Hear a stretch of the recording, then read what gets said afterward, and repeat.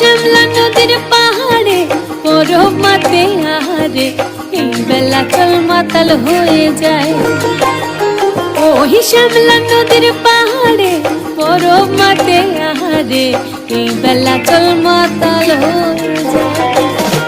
এই চল পালায়ে যায় গো সখী, চল পালায়ে যায়, চল পালায়ে যায় গো সখী, চল পালায়ে